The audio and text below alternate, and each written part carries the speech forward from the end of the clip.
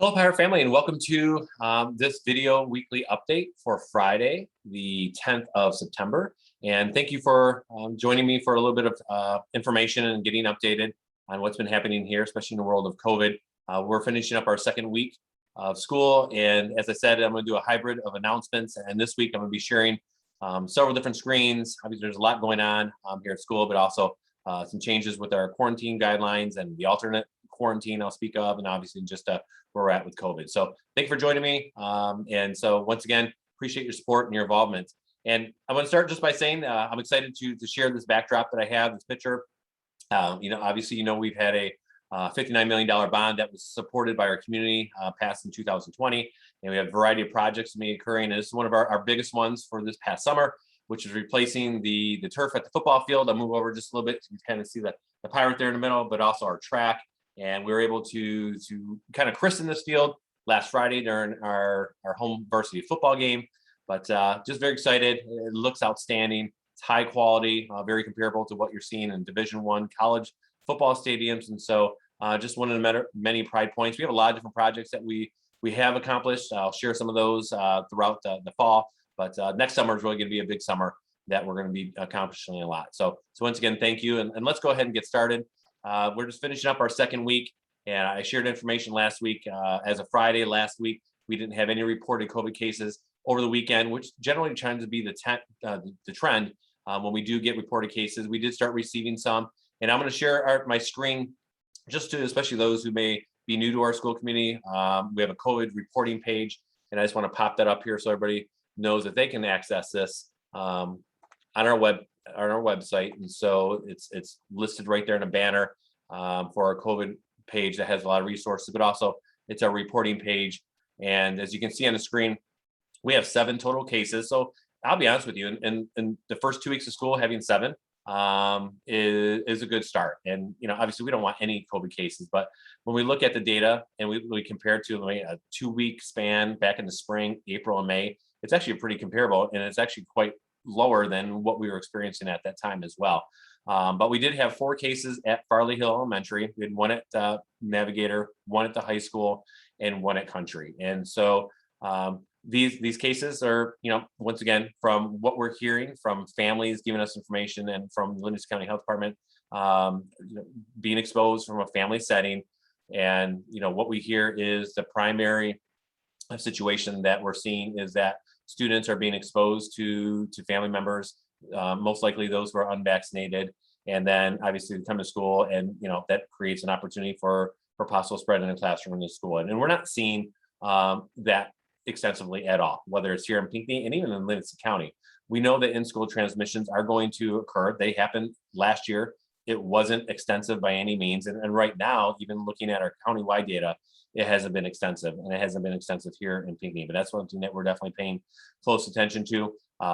There is a chance, because of the 4 cases at Farley, that Farley could be listed as an outbreak school. It generally takes 2 or more cases within a school for that to trigger that. We have not been notified of that whatsoever.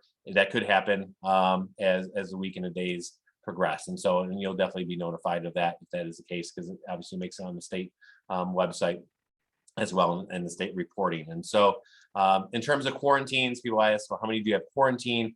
We do not post that, because that number, it changes on a daily basis, because as you get going in the school year, you have students coming and going, and it's very difficult to keep track of accurate numbers. And also we have students who are quarantined because of outside factors that has nothing to do with the school related incident, but they are quarantined as well, which impacts their ability to attend school. But right now we have about 60 students that are quarantined based off school exposure in a classroom and being a close contact in the lunchroom and on buses. And so it's about 60, but the good news, I think just about all of them will be ready to come back to school on Monday. And so it's 4 days of school that we had this week is where they had to stay home. And then barring anything that happens over the weekend, we would have, I think, just about everybody back this upcoming Monday, the 13th of September. And so I mentioned buses. I just want to throw this caveat. Obviously, per the federal guidelines, all public transportation, you have to have a mask well fitted, covering the nose and the mouth. And we just need to encourage parents, please remind your students, bus drivers have been giving us reports that students aren't always abiding by that. The bus driver's primary job is to drive that bus, which is no easy task, to get the kids home, especially in the beginning of the year, still trying to figure out routes and kids' names and assign seats and all that stuff. And so any support that you can help to reminding students, we don't want to have to bog down the drivers with that responsibility. Most of our drives are relatively short. So please just remind students that they do need to keep their masks on while they're on the school bus at all times. That's 100% of participants, includes our drivers as well, making sure that everybody's wearing a well-fitted mask. So any support you can do, definitely want to reach out to you for that. So thank you. So let me go ahead and transition screens. I'm going to stop sharing here, that screen, and let me talk about the Livingston County data. I've thrown this up here before. I'm going to put this data up here. I'm going to move my box really quick. This is the data that I have that's most updated that I receive. I don't have access to this, but I do get reports that's sent to me for the Livingston County Health Department. This helps us keep track of school-age children that have been reported for COVID in our county. I have it up to 9/4, which is last week. And so I'll get an updated list, I'm sure, sometime this week. But for whatever reason, it has not been sent to me. But you can still see the numbers are still relatively consistent. From my aspect, I think they're definitely manageable. These are not Pinckney numbers. These are Livingston County across the board, not just the 5 major public school districts, but encompassing charter schools, private schools, so on and so forth. And so as you can see, the last dates of last week from 8/31 to 9/4, you just looking at the totals from 11 to 14, 9, 4, and 7. And so once again, we are looking at these numbers comparing to what we were working with in the spring, especially in April. And it really isn't, there isn't a whole lot of variance in terms of the numbers that we're seeing. Some of the school districts are going to be going into their 4th week of school as of next week. We're going to be entering our 3rd. So we know things can definitely change, but these are the numbers that we're paying close attention to. So just wanted to share that with you. And then let me pop up this screen here. Is I'm going to put back this, but I'm going to change windows. So just want to put the dashboard. This is, information. I use the CDC COVID tracker as well, information. The rate of infection, which is something that we do kind of take a peek at. The trend in the state it's actually getting lower. It's been over 10%. It's in the 9s. In Livingston County, I believe it's 9.9%. When I checked the COVID tracker, it was actually at 8.8%. And I'm not sure the disparity could just be the loading of the numbers there. But the important thing is what we're starting to see, and this is throughout the state and even Livingston County, and we talked about this at my health department meeting yesterday, is that we are starting to see numbers plateau. And this is a number of cases. This isn't the case rate. This is number of cases per 100,000.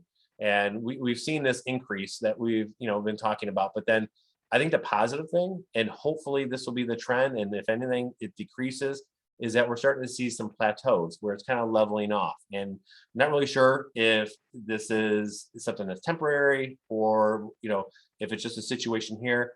But what we're hopeful is that we're not going to see the same surges that we're seeing throughout, especially the southern states in this country. And that's what we're seeing a lot in the news. We're hearing about, and we're seeing the struggles that hospitals are having, things of that sort. And so if we can avoid that in this state, that would be extraordinarily beneficial for all of us. And so so we do pay attention to trends, and this one's occurring over a period of time.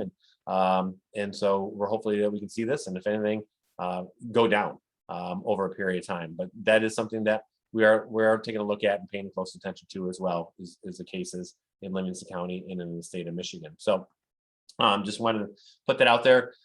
I have had parents ask about hospital stays as well, or hospital admissions, especially with we hear about that in the news, and obviously that's a concern for parents. I can say we did ask this question yesterday at our health department meeting, and there's been 0 Livingston County adolescents under the age of 18 that's been admitted to a hospital. That's in Livingston County. So I do want to share that. And I only do that because I do get asked that was brought up yesterday during our meeting. So I want to pass that on. I see things and numbers, and people have information being shared on social media. This is coming strict. Then the health department does get this. So in Livingston County, there have not been any adolescents under the age of 18 admitted into the hospital. So that's not something I generally look at on a weekly basis, but it is something I am asked, and that information was given to me yesterday. So I wanted to pass it along to you. And then let me go ahead and transition as we're talking about quarantines. The state of Michigan just released, the Michigan Department of Health and Human Services just released new quarantine guidelines. And I'm going to put that up here. And let me make this a bit bigger. And let's see here. If I can move this, I'm trying to get this up here a little bigger. So this is the graphic that's been put out there. And I'll be honest with you, this is just kind of came about with no forewarning. But it is important information. And so something that we're going to be working with and trying to implement the best that we can moving forward. What we know is that there were tens to hundreds of thousands of students across the state of Michigan that were quarantined last year. Here in Livingston County, we had over 9,000 students that were quarantined. And I can say in Livingston County, less than 1% of those students exhibited any symptoms. And so that's why we're looking at ways to try to minimize this, because if kids are healthy and they're not a risk, we want to keep them in the classroom as much as possible. And so it's about balancing the risk factor with trying the educational needs of students. And so I know some may feel uneasy about that, but it's the health experts that are helping guide this, not the schools. We're taking their lead. So we're not the health experts, but we're definitely trying to work with the information they're giving us. And so as you can see, there's different categories given the situation that we're in, which is different than last year. And I'm not going to read this to you. I think, one of the key things that we're taking a look at that people need to know is that and this isn't for universal masking, but if there is a situation that this second kind of column here, where the person that tested positive with COVID and then the person who's listed as a close contact, they're both wearing masks. If they're both wearing masks in a classroom or in a cafeteria or in a setting, that we can verify that and their distance between 3 and 6 feet, that we can simply monitor the symptoms. And so of that close contact, obviously if somebody's tested positive, they have to stay home regardless.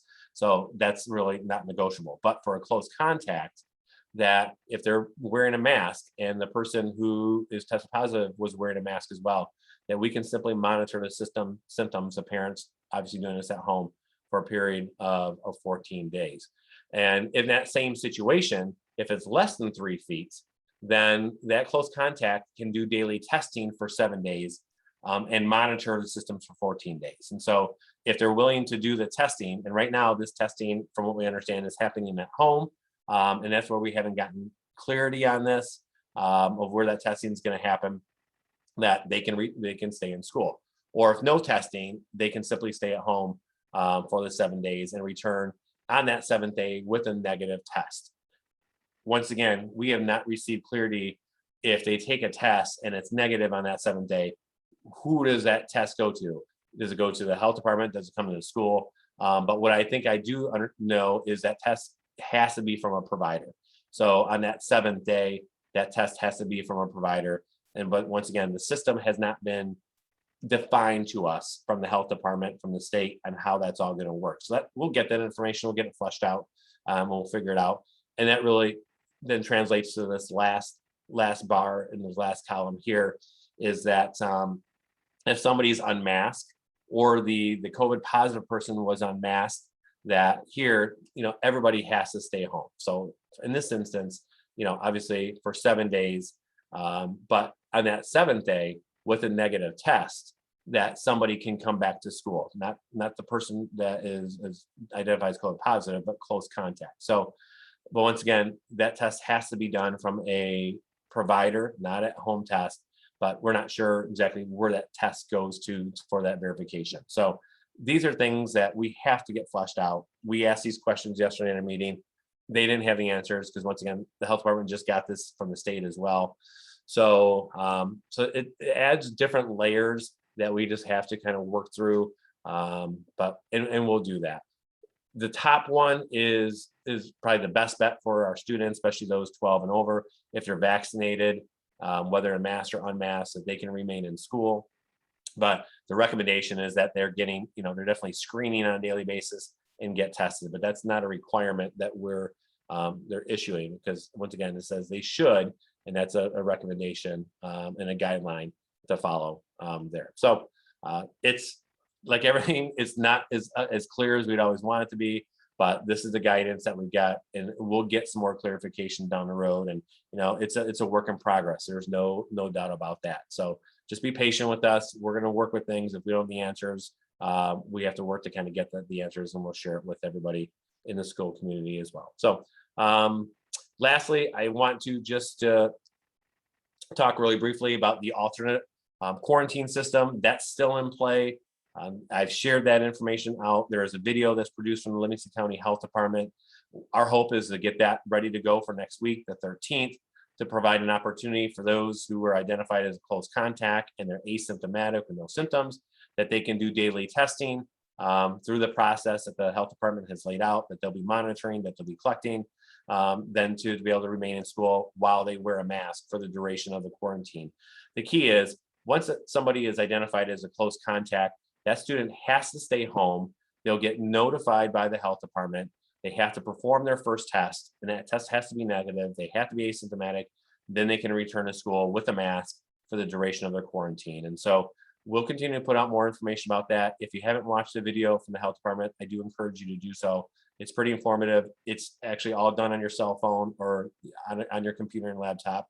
It's all regimented, laid out, but it's just another option that folks can choose to participate in. So they launched that this past week in some school districts. There are definitely some bumps in the road that they're getting ironed out. About 70 people are involved in it right now in the county, and then we're looking to jump on board next week on Monday. So please refer my email, refer to the information at the health department, and we'll continue to do the best job getting that started. Lastly, this is really not school related. It's more of just about being a proud American and just encouraging everybody. We'll be doing the same thing here to remember September 11th. It's the 20-year anniversary. I know some of our classes that'll be talked about throughout the school day as well. But we're a very special country. We're going through a rough time right now, a challenge, but we have a lot to be thankful for.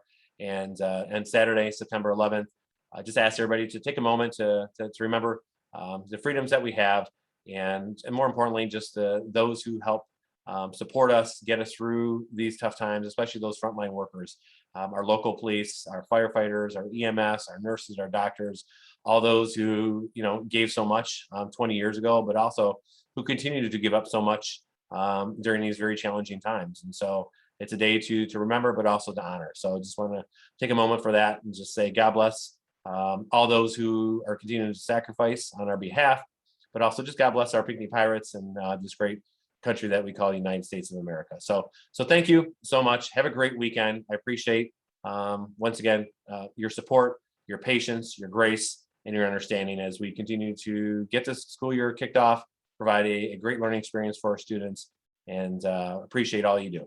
And as always, let's go Pirates.